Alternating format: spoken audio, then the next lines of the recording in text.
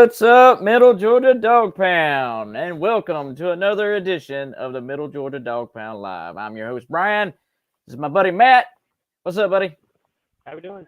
Doing good, man. Doing good. So, great show for you tonight. We're going to recap the G-Day spring game against the Red and Black. Had a wonderful time with Mr. Matt and Kevin and everybody out at the tailgate. And glad that you guys showed up and showed out. And Mr. Matt cooked us some great food and had some great time visiting with everyone that stopped by. So I really appreciate it. Let's see here. There we go. Now we got a little photo. I was going to throw out our photo from the tailgate there. It does not have everybody that was that stopped by, but did want to make sure that I threw that up, and appreciate everybody that came by and hung out with us. So going to get into our G-Day recap. But Matt, you got any initial thoughts on the game? So I want to go ahead and just tell everybody, I hope everybody had a good Easter, good celebration there with their friends and family, and got time to go and worship that day. So I hope everyone had a good Easter. So once again, good to see everybody out there at G-Day. It was good and bad. The weather held on for us pretty well, so that's a good thing. We were coming down hard with rain, and all of a sudden we get the atmosphere just cleared up. So the Lord's blessing us with that kind of atmosphere. That was great. Initial thing was I was kind of disappointed. I said in some of the attendance that was there, but at the same time, I get the weather was unpredictable. We weren't sure what we were going to get, so I understand that. At the same time, a lot of the guys did show up. It was good to see. Like we kind of predicted here earlier that there's a lot of passing, a lot of good offense piece, and we would see a lot of great defensive or running game stuff. But we saw a lot of players who came out and played. So ultimately, I was really impressed with how the offense moved. In certain groups there, it seemed like some pairings were really good with one another versus some of the other ones. So I guess I look forward to some of that we talk to tonight. Well, Matt, I hate to cut you off there, man, but I cannot understand a word you're saying. So get you to disconnect your headphones and see if that fixes your audio situation there. Let's see. How about now? Yep, I can hear you better. I can hear you a lot better. So I did a lot of talking and no one heard anything I said. Yeah, that's somebody just posted. It's hard to hear you, Matt. So I'm not sure who put that up. My bad. Yeah, go ahead and recap. So, I'm so sorry. So I was just saying, it was good. It was a good day to get out there. Once again, I want to tell everybody, hope everybody had a good Easter. Hope everybody got a chance to spend time with their family and their friends, and find a place to worship and enjoy that day. And celebrating for what it was. But yeah, G-Day was great. Not only us getting to be able to hang out and meet some of the Middle Georgia Dog Pound members and seeing them and getting to meet them face to face was a good thing. I think the weather did have an impact on the actual spectator attendance there. I think initially we were probably going to do pretty well, maybe at least get about 80% full. And I think the weather not being for sure where it was going to be raining or not. Kind of affected some of the attendance, but as we were driving there, from Macon up to Athens, as soon as we got into Athens, the rain just stopped. So God really wanted us to have a game that afternoon. So I was looking forward to it.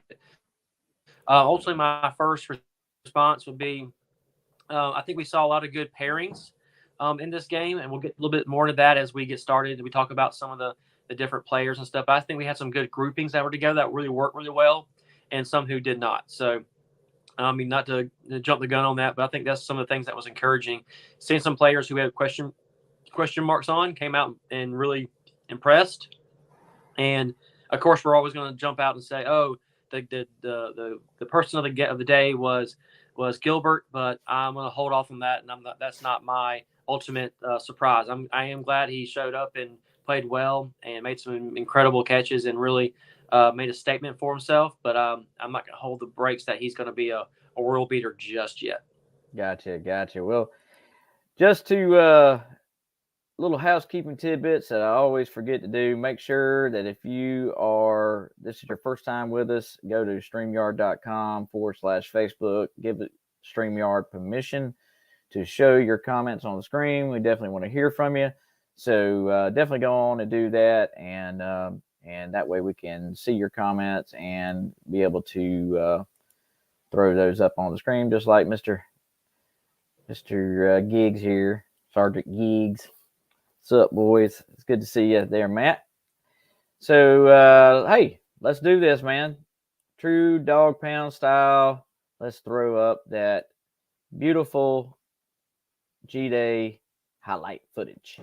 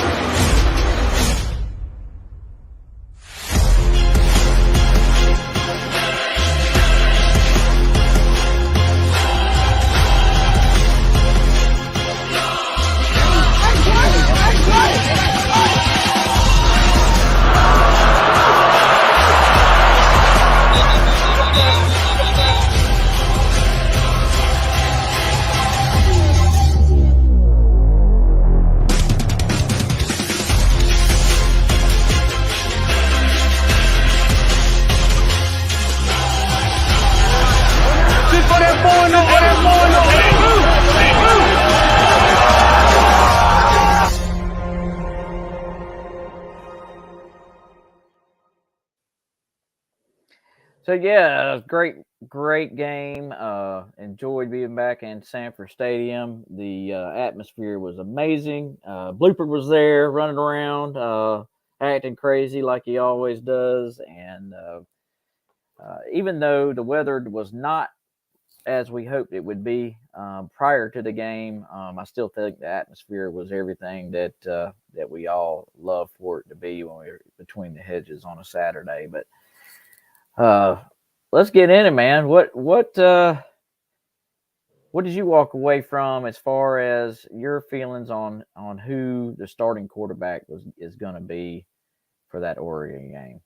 I mean, the starting quarterback by no means is going to be Stetson Bennett. That shouldn't even be a question for anybody else. That it's going to be Stetson Bennett. The question is going to be who's the second quarterback. That's going to be the question. I know a lot of folks question. are going to say, "Oh my gosh, Beck was so impressive, and Beck did such a great had a great showing."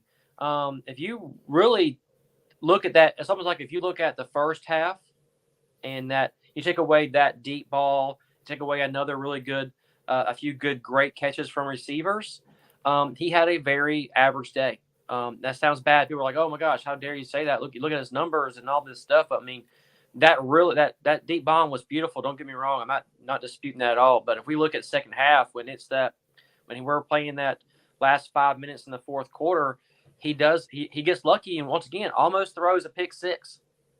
He looking at that screen pass, reads down the running back and throws it right into that group of linebackers. And if we're playing first teamers, that's probably a pick six. Same thing he did, earlier this year. So just pump the brakes there for on Beck, because don't get me wrong, I think he's going to compete. I like Beck a lot. I hope he doesn't leave. But Vandergriff, watching him as well, had a rough go of it at some source. But if you watch a lot of the game, his center was terrible. His center was snapping the ball over his head, snapping the ball off the right, off to the left, and so he was having to collect that ball and then get back on center to see where he was going. So we always know they always have that clock in their head. They want to get rid of the ball, pretty quickly. If he's having to take a whole second and a half to go just get a ball, he's already behind all his reads and stuff. So if you watch that, you see his ability to run the ball. They're not showing everything they're going to use him for. So I'm not saying he's my favorite, but I think he's got more potential in that aspect. So it's going to be fun to see what they do in the summertime, for sure, when it comes to the quarterback situation.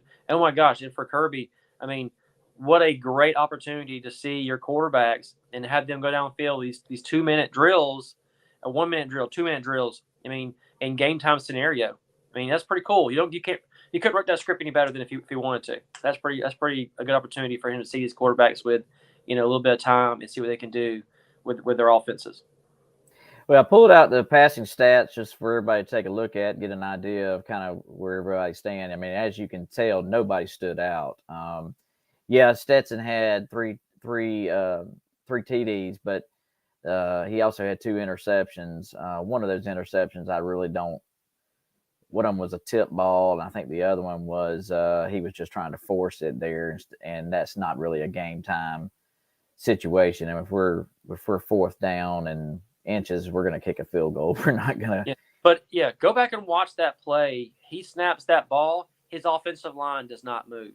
Yeah. It's almost like they thought it was a fault, like it was all sides. They all stood there, and those defensive linemen just came barreling through.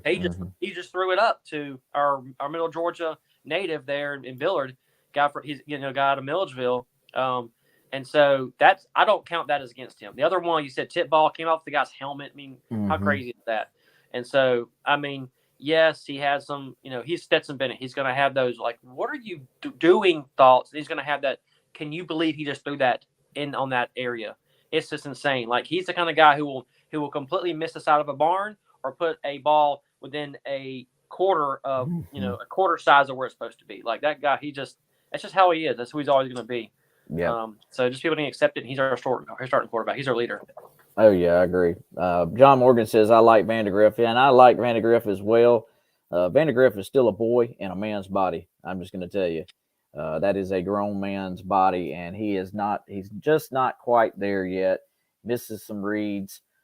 Did get his guys lined up just right. I watched Kirby holler at him and say, "Hey, you missed lining this guy up," and so he's got a weird delivery.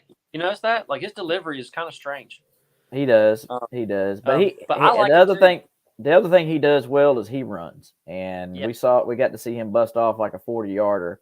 And it just shows you what he brings to the table with his legs. So the future's bright. I mean, it is bright. You got to see Gunnar Stockton in there, throw a few passes. He's got a killer arm. He's just got to figure everything out. Yeah. Kevin says Vandegrift didn't quite have the control or command of offense that I was expecting. Yeah, exactly. John Morgan says that will come with time for sure. Yeah. And you got to realize a lot of these guys are playing with, the 3rd and 4th stringers and a mixed bag of group. If we put those, if we had the same offense, the same ones out there, and you put all 3 quarterbacks in, that's where you really can tell how good and efficient they really are, how they're actually, reading and stuff. And so back to my question, back to my earliest statement was, you saw a lot of good pairings. You saw a lot of these quarterbacks who their favorite targets are. Vandegrift's favorite target is easily Blaylock. He loves Blaylock. I don't know. This guy coming off his injury, and he loved him. He was picking him up. He was picking on him and getting the ball to him. Beck loves the new tight end, Delp. How do you say his name? Mm-hmm. Yep, Oscar right? Delp. He loves him. Yeah, he loves him. Those guys got tons of balls from those 2 quarterbacks. Mm-hmm. They've already identified who their favorite targets are, just as Stetson Bennett loves Bowers and loves AD. They've already identified who their favorite targets are. Yep, absolutely. Here's a few rushing stats there. Kenny McIntosh ran 6 times for 26 yards. Kendall Milton ran 6 times for 18 yards. And then Dejon Edwards, of course, 8 times for 29 yards. And Brock Vandegrift, he had his 3 runs that were pretty dang impressive there for a quarterback that can motor. One thing that I wanted to mention, and I failed to do so, is I don't want everybody to get so hung up on what they saw as far as the passing game and what we ran as far as offense. We don't drop back and pass. Our offense is a play-action, RPO style offense. And for us to run 5 wide, that's not something that we do. We don't just snap the ball, drop back, and a pass. It's going to either be a handoff, or we are going to dink it out and a bubble screen, those types of things. And we didn't do any of that stuff. And that's one thing about Vandegrift that I like. That the Stetson Bennett thing that does it really well is he does that play action. He'll do a rollout and he'll make those throws. A lot of the time he doesn't get those throws. He gets those behind the players and stuff. Vandergrift threw a ball on the dime to Blaylock on that goal line. That was a legit big time throw, and that's something I think he's going to feel more comfortable with is those kind of maneuvers, getting outside the pocket, making those throws on the run, putting those cornerbacks on an island, and seeing what they can do. Well, what three guys stood out to you at G-Day? What? Across the board, defense, offense. Sure. All right. Like I said, biggest guys that I really enjoyed watching. Like I said, the tight end Delt. I think he gets his blocking down. He'll be another Washington for sure. I think he'll have that same kind of mindset. I don't think he has the speed as Bowers does, but still has that good, strong catching pass ability as Washington does. So he gets his passing, his blocking down. He'll be awesome. And so that is, like I said, it's so easy to call out on Gilbert and say Gilbert did, and yes, in the end zone, the Joker was there. He was on point. I mean, that catch, I mean, give it to him. Give it a Stetson put the ball where no one was going to get that ball. He did, and then I think the Kirby said on the replay that he thought he was throwing the ball away.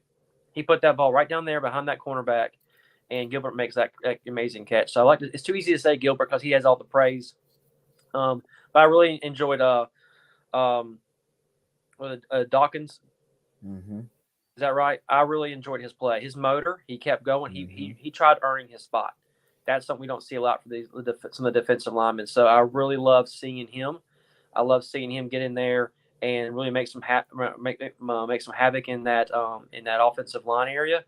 And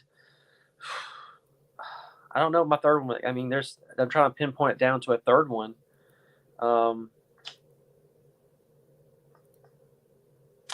mean, it's going to go out the window. It's not going to be a typical favorite. I'm going to say I really enjoyed watching Nolan Smith out there. Some guy who could easily just kind of loaf himself around. He spent his years. He's going to be a starter. He's going to be one of our best players on defense or the entire team, a super leader, and still out there busting it and motivating guys. That's impressive to me. His character is what's going to really drive. Is going to drive these guys the entire year next year. Him not quitting, him not giving up, and him coming back to lead them. That's going to be a big win for us. Yeah, I think for me, Oscar Delp was a huge surprise. I mean, I'd heard all the praise and about how well he was going to be, and honestly, I kind of felt like that you put the 19 jersey on him, nobody would have ever known the difference. I mean, you would have thought Brock was out there, but yeah, Oscar Delp, Eric Gilbert. There he is right there catching that touchdown pass. That was he obviously lived up to the hype. And then Dejon Edwards on running back. I told you this before we started the show. I don't remember him catching a pass at all last year, and he was catching passes, and I was like, he can catch. Finally, he can catch. So looking forward to seeing what he can do. And if you've been listening to any of the press conferences, you will know that people have been singing his praises. So look for him to be a major contributor in that running back room. He's not going to be your mop up guy. He's going to be there to lay some wood to some folks. So be ready for him. Well, look, like I said, look what he did in the red zone. Two runs in the end zone. I mean, because the vision got better. He has more. I think it's like I said, we talked about this last year. I think he's going to be one of those like Holyfield kind of guys who took some time to develop, how to learn the game, how to learn. He needs to learn how to block to get in the game. In high school, he just handed the ball. It didn't care if he blocked or not. Just run the ball, score touchdowns. In this game, you got to learn how to block so that you can get yourself open in the future. And that's what he did. And he got there, and you can't arm tackle him. He's not huge. But he showed everybody on Saturday that he will not be arm tackled. You're going to have to put one or two guys on him to get him down at the ground. Yep. So that's encouraging for sure. I agree with you. What three players had some opportunities that you felt like could improve? So I really, this sounds bad because I love the guy. I think he has a great heart. But I really was not impressed with Dan Jackson. I know he's wearing a white jersey. He was like that no contact thing, but still seemed to, and maybe because that's what it was. Maybe because he was in the non-contact jersey he didn't. He wasn't as active and as aggressive as he would normally be. But yeah, he did. He seemed kind of lost at some points. He seemed to kind of lose contain at some aspects as well. Him. The guy we posted yesterday, who's the Macon native, who's decided to transfer, he was getting beat up and down that field all day long. All those passes and stuff, they were just taking advantage of him. If you watched any of those 20-yard passes, he was the one in covered, and so he was just getting beat. He couldn't get his head around. He wasn't fast enough, and I think that's what accumulated to his transfer there as well. And then in general, the middle linebacking core, I just was not impressed. It was noticeable how little speed they had versus our guys who were leaving. Like the speed that Nakobe Dean and Tyndall have compared to what we have now, that's just the biggest common denominator. Not that these guys can't tackle, not that they're in the right position. That they're there. They just don't have the speed like those guys do. So we're gonna have to develop some of that speed on some of those guys. Gotcha. So, but once again, it's still early. It's still spring practice. You got linebackers trying to chase down wide receivers. It's not going to be. They're not always going to be there for that. That's not their wheelhouse. So it's hard to say. Oh, they're complete trash. They're not trash. They're just the spring game doesn't highlight what they're going to be able to do during the year. Well, welcome in, Kevin. Jump in here where you fit in, man. What did you think? Who impressed you, and who were you feeling like had some opportunities?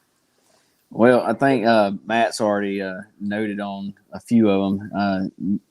The three offensive players that I saw were one was Eric Gilbert. I was glad to see him back, man. He made some awesome catches in the game, and that is a big guy. I did not realize he was that big. He is a stout fella. He's what you call a true tight end for sure. That and Dejon Edwards was our other one. Me and you were discussing that one during the game, and I think I heard you allude to that. He was catching the ball, and he had a good run for a touchdown too. That was pretty awesome run. I think he's going to be our little diamond in the rough. He's going to show up later on in the season as he gets more experience in game time reps. He's going to show up and show out. He's a big boy. Keris Jackson. I don't know if anybody has said anything about Keris Jackson, but that joker got a targeting hit, a big one, and that joker held on to the ball, and that was full-on targeting. He took a horrendous blow. But that's what I wanted to see out of Keris Jackson. He looks like he is going to do what I expect him to do, is take the reins of that receiving core and lead those guys. He's the senior of that group, and that's what he needs to do. He needs to take those guys, take them under his wing, and be that leader for that group of guys. Yep, totally agree. There was one other guy I meant to mention that impressed me was Jackson Meeks. Never saw the guy on the field last year. Didn't even know who he was, and he's out there making some spectacular plays and the effort. I think is what I really took away with him was just the amount of effort he put into every play, trying to make the catch, and I appreciate the effort. John Morgan says there's the third horseman. I think that's what he's talking about. Eric Gilbert is the third horseman, and I think you're totally right. I mean, heck, we could go, what is it, 14? There you go. 14 personnel, isn't that what it is when you put four tight ends on the field and no wide receivers? We could definitely do that and just destroy people. So, yeah, expect some of that this season, that's for sure. Yeah, a few more guys, like I said, call out. Like I said, had some good stats and stuff. But yeah, your boy, Aaron Smith. Talk about some heart. That joker's in a non-contact jersey out there and still making plays. And you can see his passion for want to play. He drops a pass and he sees how he loses his mind. Like he's upset with himself. Mm-hmm. We too often see these guys who mess up, right, and they're on the sidelines joking and playing around. He was seriously upset with himself dropping balls. That's the thing that we talk about. I mean, and you can look at, but you can say Vandergrift didn't have a great game, but Vandergrift had like 3 or 4 touchdown drops in the red zone that guys just dropped on him. Yeah, one was his own fault. He threw one short to Edwards, but other ones hit guys right in the lap, and they just dropped him, which is really was out of character. But yeah, his passion and like I said, and Meeks, like you're saying, Meeks played a little bit last year. You know, in these different roles, he was a lot of the guys he was one of a lot of the passing receiver plays and stuff. So you see a lot of when we're doing these tight end screens or running back screens and stuff, he's the guy out there blocking. So he's there, and I told you, I saw you. I said Meeks has gained some weight. That joker has bulked up. Mm-hmm. I think he came in at like at 180. He's at least 200 pounds. He has superly gotten larger, and you can definitely notice it on screen. Well, Aaron Smith, I mean, we were just talking about him, so I think my question of how good can he be for our offense this year? I mean, we only need, you know, an explosive play a game out of him, and he's going to be a difference maker for the offense. I mean, and for him to break out and I mean, there's nobody that can keep up with him, and he's been one of my team favorites because he runs so blasted fast. He just got to stay healthy, right? Yeah. If he stays healthy, he is going to be a huge difference maker because he's lights out. He runs a 10 flat 100. I mean, there's nobody in college football that can keep up with him. There's not a corner out there that can do it. So he kind of had the JT syndrome. He just couldn't stay healthy. Got all the potential in the world, but couldn't stay healthy. So back to my other question here: the players that I was disappointed with, and I guess gotta throw it out there. I was disappointed in Stetson for throwing interceptions. I told you before G-Day started, I said the one thing he doesn't need to do is go out there and throw an interception and keep the quarterback controversy going. Well, he went out there and threw an interception. So that's aggravating. I think that for me, I think I would have liked to seen a little more better offensive line play and blocking for our running backs when we ran the ball. I just did not feel like that we are running the ball at an elite level, and I know that's not what G-Day is about, but I still would have liked to see some elite runs. The only one I saw that I was really impressed with that Dejon Edwards, 10 or 15-yard run right at the goal line. But I think that's the other thing that I wish I could have seen more of. And then third, we talked about this before we started the show, is our kicking game is not where we thought it was going to be. That Thorson kid was not booming the ball like we thought he would. And, I'm happy that he's keeping it between the lines because our previous punter did not do that when he was a freshman. So, but yeah, Podlesny missed another field goal from the right hash. You talk about it all the time, Matt. And he was with the second team offense. So Zirkle was kicking with the first team. Is he the starting kicker? I don't know. He hit every kick he kicked, didn't he? Yeah. Yeah. I don't know if they're how they're gonna break that up. You know how they always change it up. You know, some guy does a kickoff, some guy does the field goals. You know how they're gonna have 3 kickers. They're gonna have a punter, a kickoff, and a field goal kicker. I don't know. If they want to develop them as for the NFL, they need to do like they did for with Rodriguez. They need to make them, hey, you're going to be the field kicker and the kickoff guy. I just don't. I don't know. I don't understand. These are two scholarship guys who, I mean, once again, he's just coming in as a freshman, but you're on the 50, 20, 40. Others are 40 or 50-yard line. You're punting. That should be your dream as a punter. You got plenty of space. You got room. You should put the ball at the 15 inside the 15-yard line, in my opinion. Yeah. If you're a Scot, you should be putting the ball inside the 15-yard line. Even if it's a fair catch, I don't care. But during the G-Day game, you should be practicing that. You should goal to put the ball on the 5-yard line. Who cares if it bounces in the end zone? This is what you should be doing, that to impress the coaches, impress us. And putting the ball from the 40-yard line and putting it on the 20, that's not impressive. And that's something that you can't do that in front of a crowd of 45,000. How are you going to do it on a game really counts when there's 94,000 there? Well, let me ask you one more thing. I saw Stetson Bennett holding for Zirkle. Is that you think that's going to be the norm now? And does that add another wrinkle to our offense? Very possible. Didn't he? Who held last year? Our punter. Okay, I don't know. Maybe yeah, so. our punter held for Pod Lesney, That's- which It was our punter. so I mean I'm wondering, does this add another wrinkle to our offense having Stetson be the holder? I mean, that gives you an opportunity for trick plays, that's for sure. I agree. That's All good. the That's a point. yeah, all the podcasts and radio shows I listened to this week, nobody talked about that. Nobody picked up on the fact that Stetson Bennett was the holder for our field goals, our PATs and stuff. And I was thinking, okay, well maybe this is a new wrinkle to the offense that we haven't seen in the past. So should be. He did it for both of them. Just one of them. Just one of them. He just did it for Zirkle. Mm-hmm. Well, I just got to ask you, is there another team in college football with a better tight end room right now? I mean, I don't know. Go ahead. Heck no. Let me think about it. No. Yeah. Yeah, that's an emphatic no. Yep. No way. If they are, please, I want to hear that argument because I want to see. First, I want to check out and see what insane asylum that